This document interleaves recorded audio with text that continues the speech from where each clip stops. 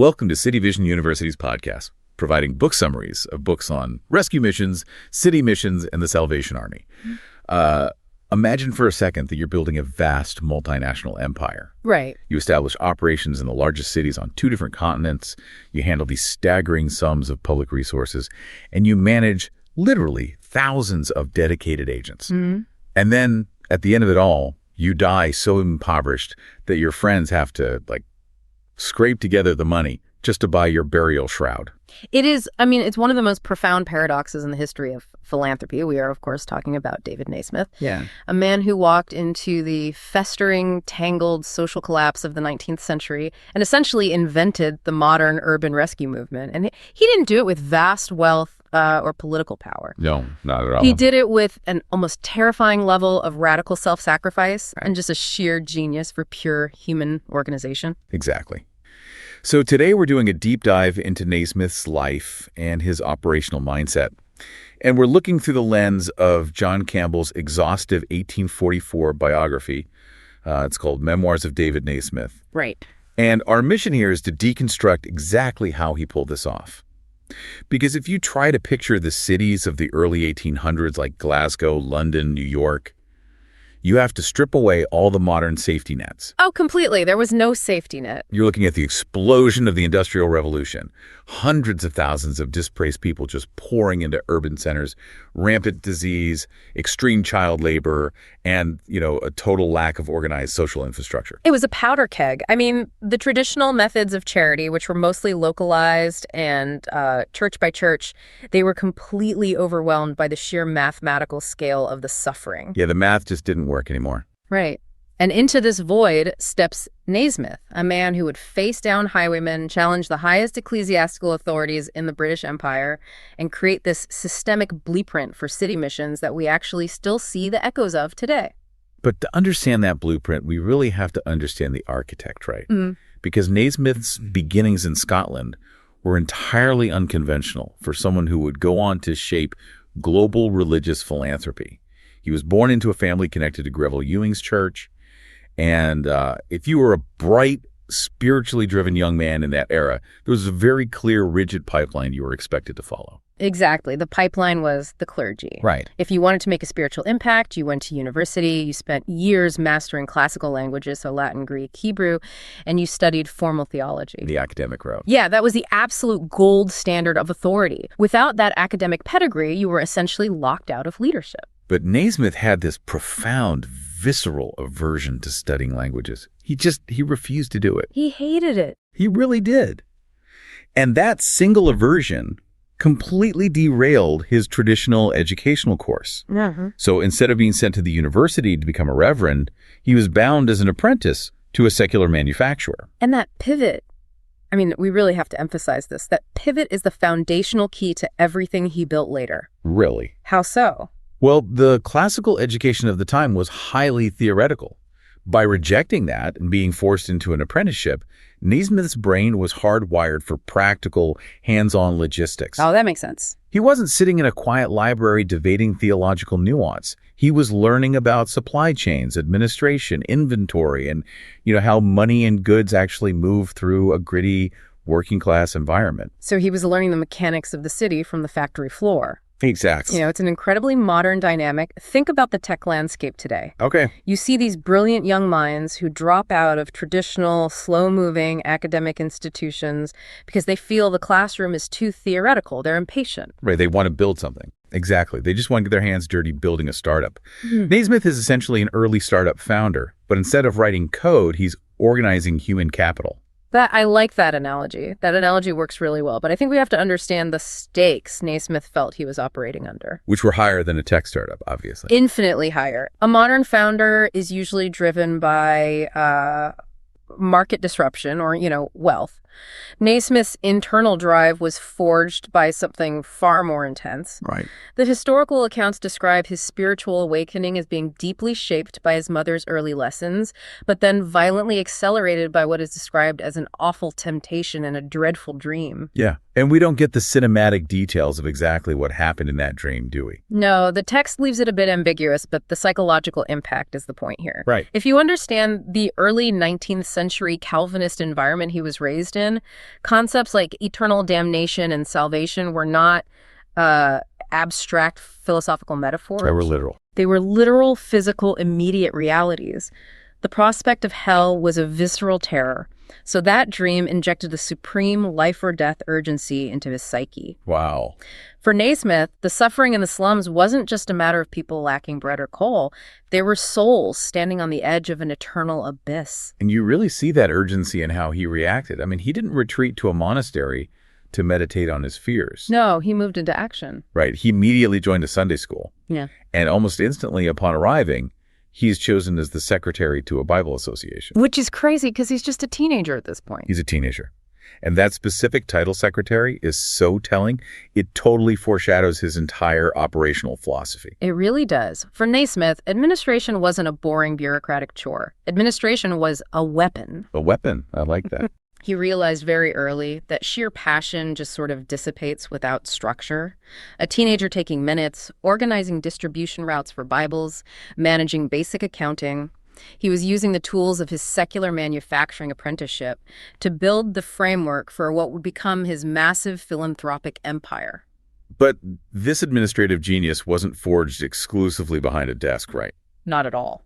His theoretical zeal was tested almost immediately by the brutal physical realities of the streets.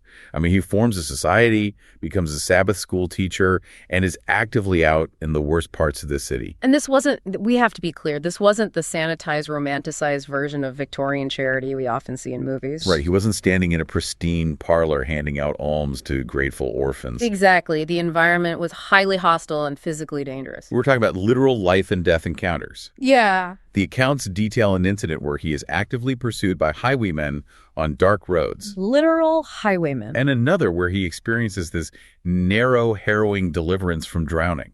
I think we have to pause here and consider how facing death like that fundamentally rewires a person's risk tolerance. Oh, absolutely. Yeah. I mean, we picture polite Victorians handing out bread, but this guy is literally running from highwaymen. Does facing death early on fundamentally rewire a person's risk tolerance when building organizations? I think it has to. When you have survived being hunted by armed robbers in the dark, the prospect of, say, an angry church committee rejecting your funding proposal suddenly seems incredibly trivial. Yeah, who cares about a committee when you've outrun murderers? Exactly. It strips away the fear of failure. It gave him an edge, a genuine nothing-to-lose mentality that allowed him to push past bureaucratic roadblocks later in his career. But beyond the physical danger to himself, there was the devastating emotional toll of the work. Yes, the emotional burnout was a real threat. You're out there teaching these kids in the Sabbath schools, pouring your heart into them, and then you watch the gravity of the slums pull them right back down. The accounts specifically note the heartbreak of him watching his own young scholars grow up to become robbers or being sent off as soldiers to die in foreign wars. It was frontline triage. And the mortality rate, both physical and moral, was just catastrophic. To survive that level of constant disappointment without becoming completely cynical or burning out, you need an extraordinary psychological coping mechanism. Right. And Nasmith developed a dual approach. Externally, he developed what the book calls an extraordinary tact in turning everything to account. He became incredibly resourceful. But internally, he balanced the chaos of the streets with a hyper-regimented internal life. This is where his diary comes in. Right, the diary. He kept an obsessively strict diary, and he heavily consumed a specific text called James's Church Member's Guide. Tell me more about the diary. Why was it so important? The diary was essentially his ledger of the soul. He was tracking his days, his actions, the outcomes of his visits, and his internal thoughts with the same precision an accountant uses to track capital. Wow. He was imposing order on his own mind to survive the disorder of the city outside. That's intense. Very. And the Church Member's Guide gave him a framework for understanding ecclesiastical discipline and order. But, all of this led him to a breaking point. A realization that individual effort was fundamentally insufficient. Exactly. Because you can be the most dedicated Sabbath school teacher in the world, keeping the most meticulous diary, but you are still just one person trying to empty the ocean with a teaspoon. Right. The systemic decay of the city was vastly outstripping individual benevolence. So Nasmith realizes he didn't just need more volunteers. He needed a new technology of human organization. Yes. And that realization culminated on January 1st, 1826, with the birth of the Glasgow City Mission. The Glasgow Blueprint. Right. Nasmith takes on the role of secretary to the Religious and Charitable Institution House in Glasgow. This feels like the turning point, where he stops being just a frontline worker and becomes an architect. Absolutely. And the language the source uses to describe what he built here is fascinating. It's referred to as an artificial institution. Yeah. And the city mission is compared to a moral police institution, where benevolence is blended with law and order. Let's unpack that, because artificial and police sound very cold and authoritarian to a modern ear. They do, they really do. But we have to read them in the context of the 1820s. Okay. At that time, the natural or organic institution of charity was the local parish church. Right, the neighborhood church. Right. A church was tied to a specific geographic neighborhood and a specific denominational theology. What Nasmith built was deemed artificial because it existed completely outside those traditional boundaries. So it wasn't tied to a specific parish. Exactly. He separated the function of urban rescue from the theology of the church. So if I can use another modern comparison, it's like he invented an open source platform for philanthropy. Oh, that's good. He created a plug-and-play system. He realized you don't need everyone to agree on the nuances of baptism or church governance just to distribute food or teach basic literacy. Right. You just take the city mission operating manual, drop it into a city, and get to work. That is precisely it. He possessed what the biographer described as a creative faculty in matters relating to association. Wow. He was a mechanical inventor, but his gears and steam engines were human beings. That is such a vivid way to put it. What about the term moral police? Well, as for the term moral police, it wasn't about punitive arrests. In the 19th century, the concept of a police force was relatively new and was largely about systematic patrol and comprehensive coverage of a territory. Nasmith applied that logic to benevolence. So instead of just randomly handing out bread to whoever knocked on the church door, they were breaking the city down into grids. Exactly. You map the city. You assign an agent to a specific grid. You track exactly how many visits they make, what the outcomes are, and you measure the data. It's data-driven charity. It was systematic, proactive benevolence rather than reactive charity. And the nerve center for all of this was his office at the Charitable Institution House. I try to picture him in that office.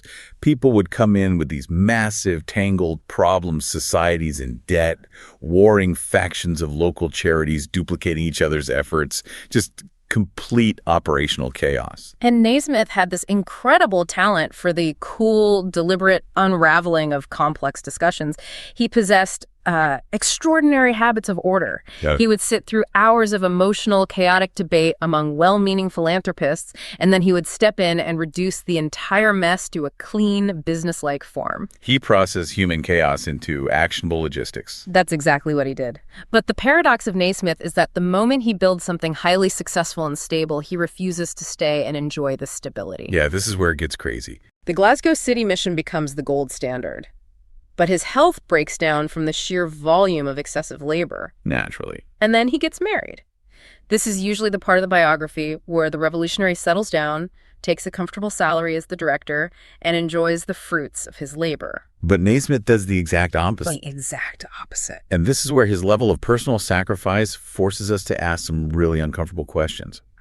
Because of his health and his desire to scale this franchise to other cities, he decides they must leave Glasgow, but they have no funding. Right. So Mrs. Nasmith actually sells off her established, profitable business just so they can finance their departure to Ireland to found the Dublin City Mission. Yeah, she liquidates her livelihood. Okay, I have to push back on this because it challenges our modern sensibilities. Go for it. Let's be real for a second.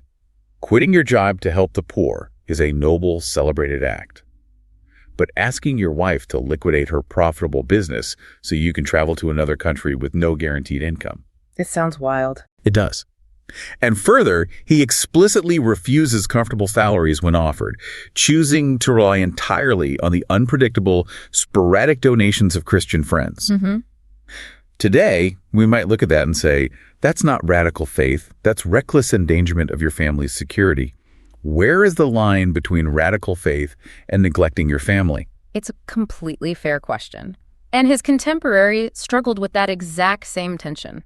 The historical record explicitly points out that Nasmith possessed immense logistical and administrative skills. Right, we have established he was a genius at this. Right. If he had applied those exact same skills to secular manufacturing or trade, he would have easily achieved massive personal wealth. He could have been a tycoon. He could have been an incredibly opulent man, but he deliberately chose abject poverty. And he did it for a very specific operational reason: independence. Independence from what? From the control of boards and committees. Oh. If you take a steady salary from a specific denominational board, you are an employee of that board. If they tell you, do not operate in that Irish neighborhood, they are Catholics and we are Protestants, you have to obey or lose your livelihood. I see. By remaining entirely poor and relying on ad hoc support, he ensured his motives were pure. He clearly wasn't doing it for a paycheck, and his movements were completely unrestricted. His poverty was the price he paid for operational freedom. The book refers to it as his disinterestedness. That reframes it completely. He wasn't being reckless. He was buying his autonomy. Exactly. And that autonomy was crucial because his entire model relied on what the source calls a Catholic spirit. And to be clear, for anyone listening, in this historical context, Catholic doesn't mean the Roman Catholic Church. Right. It means universal, non-sectarian. Yes. He refused to align his missions with just one theological camp, which, in the fiercely divided religious landscape of the 1820s and 30s, was incredibly difficult. I can imagine. The Presbyterians, the Methodists, the Baptists, they often viewed each other as fierce rivals. They protected their theological borders fiercely. Nasmith's universal approach forced them to cooperate. And the success of this non-sectarian model in Dublin proved it wasn't just a Scottish phenomenon. It could work anywhere. Which propels him to look across the Atlantic. The New World. Right. He arrives in New York in 1830, and he doesn't start with a timid pilot program. He swiftly forms the New York City mission and plans immediately for 40 missionaries. 40, right out of the gate. Right out of the gate.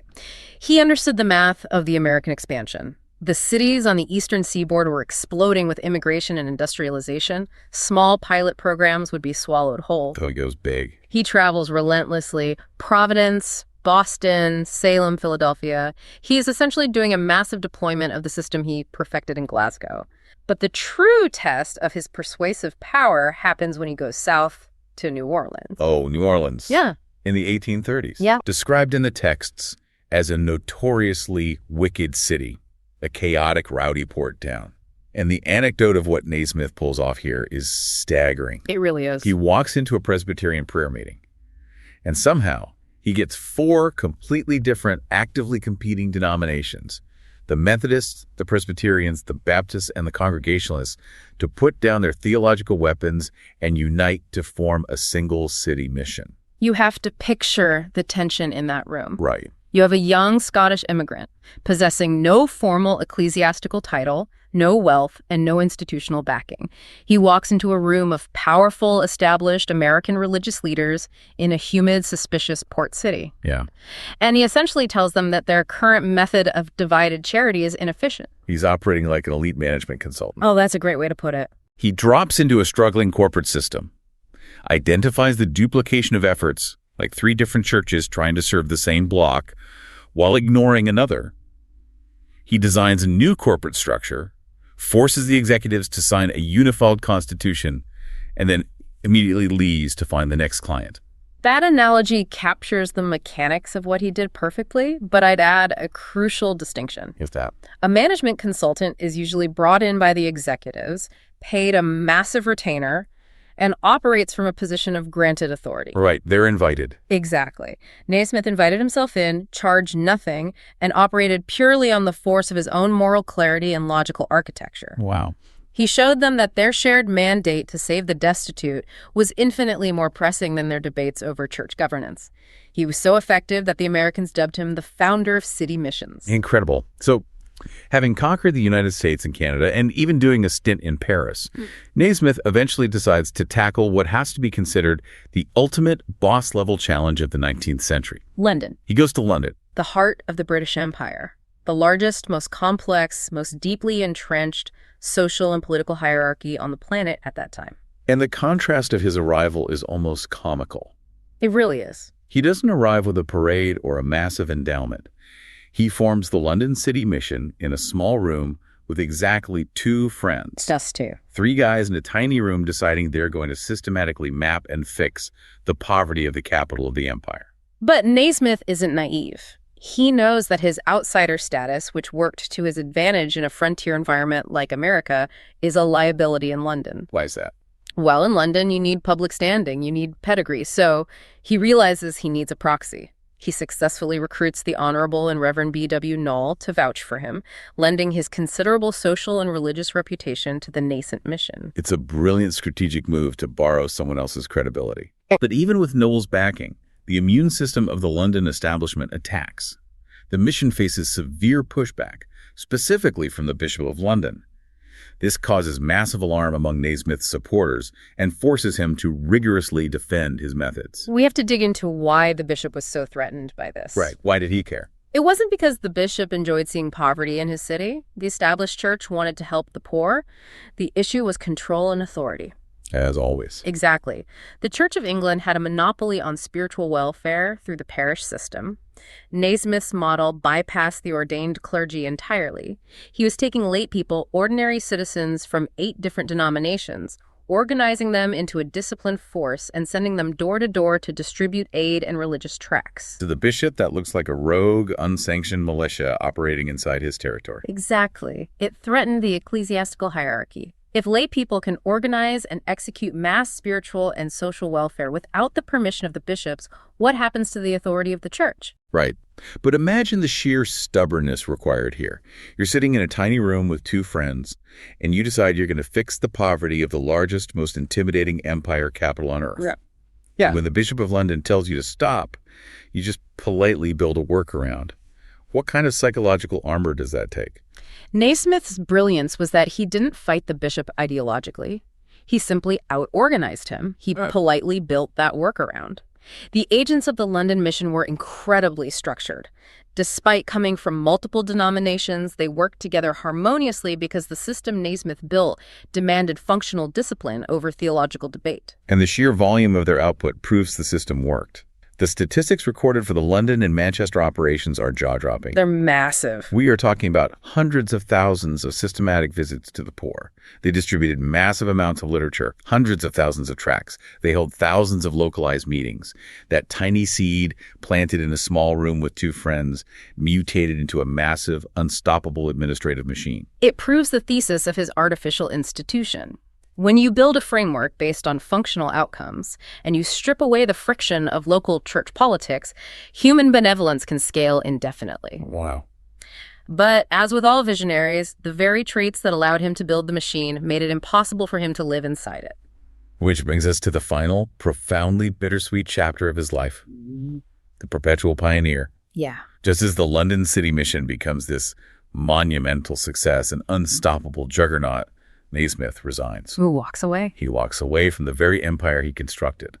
And the historical text is quite blunt about why. It notes he lacked the patience for mediocrity in others, and he couldn't stand the slow, grinding pace of maintenance. It is the textbook definition of founder syndrome, long before the term even existed. Oh, totally. Nasmith was a 0-to-1 architect. He thrived in the impossible inception phase. He was brilliant at walking into a chaotic void, lighting the fire, and structuring the initial framework. But he was not a 1-to-100 manager. He despised the bureaucratic realities that set in. Once an organization stabilizes the endless committee meetings, the slow consensus building, the daily grind. He just has to keep moving. Yeah. He couldn't tolerate the machine once it started running on its own. So he resigns, and he forms the British and Foreign Town Mission to start planting new missions in places like Leeds, Halifax, and York. He just couldn't stop. The biography actually elevates his historical standing by comparing his unstoppable, restless drive to figures like Francis Xavier and Martin Luther. He was driven by a perpetual consuming motion, but that level of output, combined with his deliberate refusal to accumulate any personal wealth, took a catastrophic toll. Yeah. And the end of his life is one of the most tragic ironies you will ever encounter. He dies at Guildford, exhausted and broken down. And the reality recorded in the memoirs is that this man who generated millions in charitable giving, who built institutions that spanned continents, dies so utterly destitute that he cannot even afford a shroud or a tomb. It's heartbreaking. He poured literally every resource, every penny, every ounce of his physical vitality into his missions and left absolutely nothing for himself. For nothing. We love to celebrate the builders and the visionaries. We build statues to the people who changed the world. But we rarely look closely at the personal cost. To build a system that saved thousands, Nasmith sacrificed his own security, his own health, and the financial stability of his own family. Is this the inevitable tragic arc of a true visionary? Can you change the world without destroying yourself in the process? The biographer leaves us with a complex closing thought on that. He describes Nasmith as a man towering above the multitude, an extraordinary individual who appeared to know no difficulties. He didn't see walls. Right, he didn't see walls or impossible odds. He only saw structural puzzles waiting to be solved by better organization. But you are entirely right to highlight the cost. His life was a brilliant, explosive spark that ignited a global movement of urban rescue, but in doing so, the spark itself was consumed completely. It is a breathtaking journey to process. We started with a young boy in Scotland who hated studying languages, who was terrified by a dreadful dream of eternal stakes. We watched him survive highwaymen and drownings, learning the gritty mechanics of the streets. And then we saw him systematically invent a scalable franchise model for urban rescue. He crossed oceans, united warring church factions in New Orleans, and politely outmaneuvered the Bishop of London. He fundamentally proved that deep compassion, when it is coupled with extreme, almost ruthless organizational discipline, can completely alter the landscape of massive cities. He proved that you don't need established wealth or formal academic authority to create systemic change. You need a better blueprint, and you need the audacity to execute it regardless of the personal cost. David Nasmith looked at the explosive, chaotic, terrifying growth of 19th century cities and realized that the old, slow, localized methods of charity simply wouldn't work anymore. The scale of the problem demanded a new technology. He invented a highly organized corporate structure to deliver compassion on a mass scale. He really did. If you look at our cities today, we are facing modern crises that are just as murky, just as complex. We're looking at massive housing shortages, profound epidemics of isolation, and systemic addiction. Absolutely. If David Nasmith were dropped into our world right now, looking at our specific diagnostic muddy waters, what radical, rule-breaking technology of facilitation would he invent today? Are we stubbornly relying on 19th century models for 21st century problems? Or is it time for a new David Nasmith to arrive and disrupt the system all over again? It challenges everyone listening to look at their own systems. If the methods we are using to help our cities are failing to scale against the suffering, how do we build a better machine? A profound question to take with you as you navigate the streets of your own city today. Thank you for exploring the incredible life of David Nasmith with us on this deep dive.